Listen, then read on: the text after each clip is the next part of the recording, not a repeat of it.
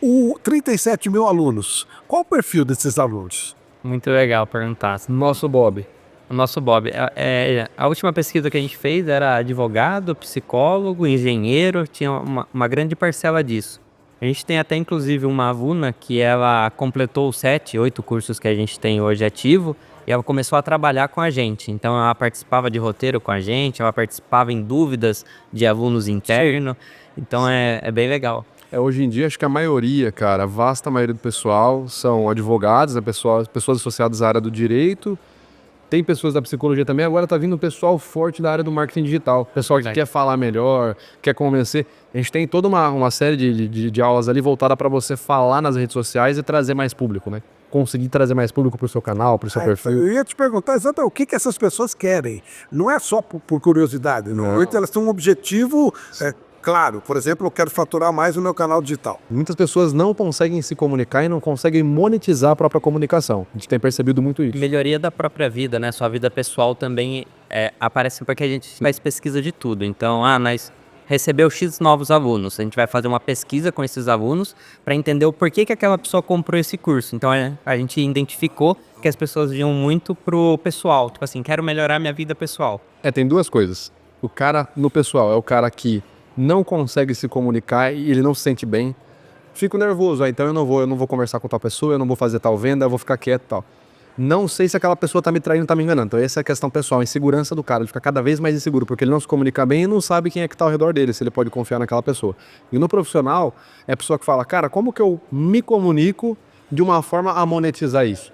Que aí cai na questão das redes sociais. Como que eu falo para crescer a minha marca? Para trazer mais gente pro meu canal? Até uma venda pessoal. Como que eu fecho uma venda, por exemplo, né? Então a gente tem que voltar para ensinar isso. Dá. Na comunicação, sim, porque tem estratégias de venda, de marketing. A ancoragem não é a minha área, né? É a do Léo. Claro. Mas na comunicação tem. A gente fala muito de gatilhos, porque assim, cara, isso que é o mais legal.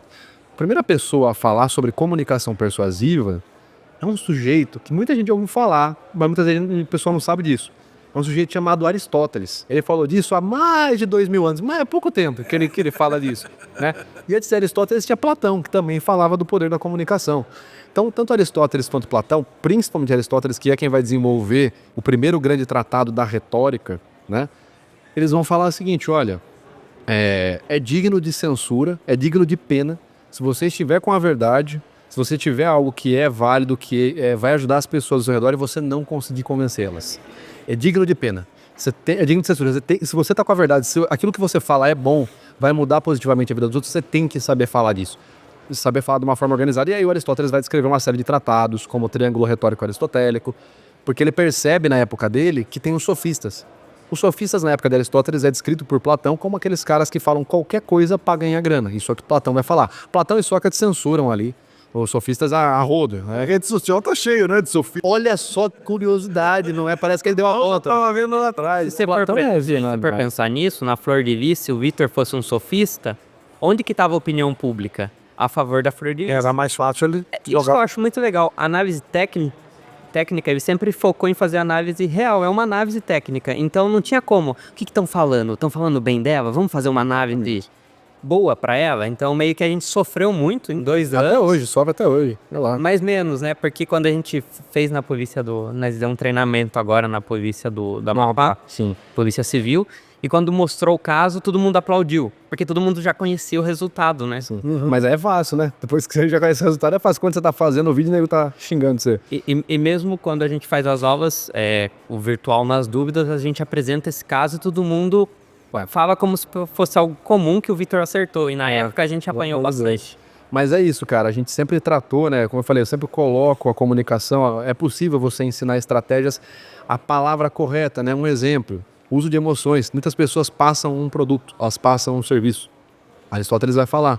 Mesmo se você tiver com a verdade, se você não elencar uma emoção, um gatilho emocional universal, sua mensagem não é escutada.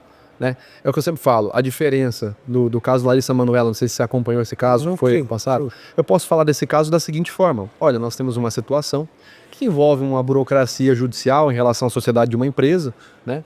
E que esses trâmites judiciais acabam, segundo algumas fontes primárias, acarretando em problemas para a vida de uma das sócias. Né? Eu posso falar dessa forma, eu posso falar um absurdo, onde já se viu uma mulher trabalhar desde pequena Imagine você, sua filha, 7, 8 anos de idade, trabalhar das 7 da manhã, sol, luz na cara, e não ter dinheiro para comprar um milho verde na praia. Porque 2 pais manipuladores não deixam a menina ter vida. Eu posso falar das 2 formas. Então, Aristóteles ele vai dizer, essa é uma das estratégias, por exemplo, você saber elencar uma emoção, mas não é falar qualquer emoção.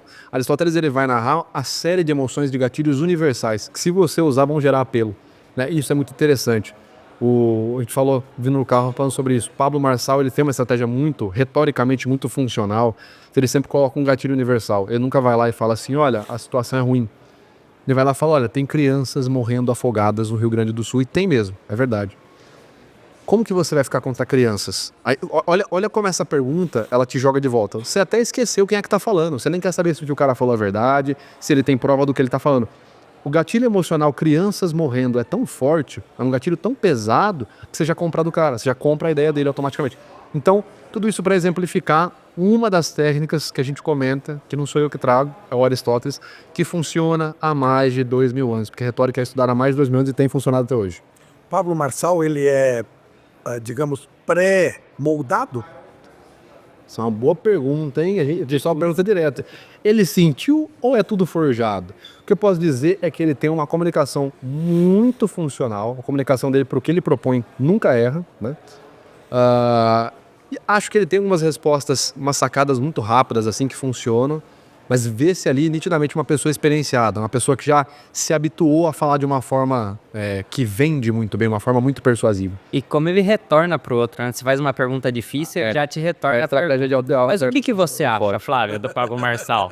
Você acha que o Pablo ele tá certo, ele tá errado, então ele consegue jogar de Essa volta? estratégia chama alteração de holofote. Jogam em você, você joga de volta. Mas, Flávio, só para entender, Pablo Marçal por quê? O que você quer saber? Eu jogo de volta. Pablo faz muito isso. Acho que é. Dá até raiva, né? Porque você tá querendo ouvir o que o cara vai falar e ele Mas se não você responde. pegar um bom repórter, ele se dá mal. Como aconteceu. A gente falou sobre isso no canal. A gente fez uma entrevista comparativa dele num lugar que ele tem domínio. Porque, assim, existe uma questão chamada domínio, né? Você tem que ter o domínio do ambiente. Schopenhauer vai falar isso nos 38 estratagemas para vencer qualquer debate. Se você não tem o ethos é a credibilidade do orador, se você está num lugar que você não tem ethos, você tem que rebolar, você tem que não mergulhar muito fundo. Agora, se você está num lugar que você comanda, o ethos é seu, você pode ser um pouco mais folgado. E aí você vê um Pablo diferente, quando ele está no ambiente que ele domina, dando as entrevistas dele, e quando ele vai para o ambiente que ele não domina. Quando ele foi entrevistado na Brasil Paralelo, o jornalista foi bem incisivo, na época das questões polêmicas do coach da montanha e tal, foi bem incisivo, ele não tinha controle ali. E você vê ele bem mais acuado, respondendo mais picado. É o primeiro jornalista que faz ele falar que errou. Eu admito, eu errei e tal. Então tem essa diferença. O domínio, né, o local que você está influencia muito em como você vai se comunicar também. E você vê que até isso o Pablo sabe fazer. Como eu falo, a comunicação dele é muito funcional. Muito funcional. Políticos já te procuraram? Já ano passado, inclusive. Mas pro bem ou por ameaça? Os dois, tá? Ameaça também. A eleição de 2018 eu precisei mudar de casa, cara. Comecei a receber várias ameaças. Eu fazia vídeo sobre política, uma ameaça. Então beleza, comecei a receber ameaça, eu recebi um e-mail com um dossiê, o cara falando onde eu morava, onde a minha noiva estudava, né, porque era noiva, não, onde minha esposa, onde minha mãe morava. Eu falei, ixi, complicado. Precisei mudar de residência, eu falei, cara, eu não vou colocar minha família em risco e tal. Mas já me procuraram também para melhorar da retórica. Para melhorar a retórica, para se comunicar melhor, né? O pessoal pergunta assim, mas como que faz isso? Cara, o discurso, ele funciona como qualquer outra estratégia de comunicação. O gesto, a expressão. Se você souber as palavras corretas, você vai persuadir a pessoa. Mas aí que eu falo, o que eu prego desde o começo no canal Metaforando, é analisar o que a pessoa quis dizer, quais emoções, para além da palavra. Porque se você vai na palavra, você cai. Mas Vitor, você vai treinar um político? O cara aparecer, claro, né? O cara também não pode ir com uma ideia maluca, né? Eu quero convencer o público de que eu não fiz caixa 2 com tal empresa. Pelo amor de Deus, aí também não, pelo amor de Deus. Minha ética não me permitiria fazer isso. Ou mágica, né? Mas como já aconteceu, você pega um político, o cara é gago, o cara não consegue falar Eu trabalho como só para outro, claro. né? Mas é o que eu falo, mas o político vai lá e faz um comentário, mas o cara tá treinado, todos estão treinados, todos. Quando você vê o Bolsonaro com um pão francês com leite moça, aquilo é um treinamento de comunicação. Quando você vê o Lula usando um bonezinho de uma causa, aquilo é um treinamento de comunicação, cara. O cafezinho. Faz parte inclusive, de um grupo de pessoas que trabalham para isso. Agora, mês passado, O Lula, governo atual, o presidente Lula, investiu 200 milhões, a maior licitação da história da Esplanada, em comunicação. Análise das emoções, análise de sentimentos, exatamente o que eu faço. Acabou agora, 2024. 200 milhões para analisar o sentimento do eleitorado, do público brasileiro, e com base nas emoções ele mudar a comunicação dele. Isso está em qualquer matéria, se você pesquisar, jornal O Globo, Revista Oeste, Estadão, Folha, estão comentando sobre isso. 200 milhões investidos em comunicação. Não tem como, todo mundo está investindo nisso.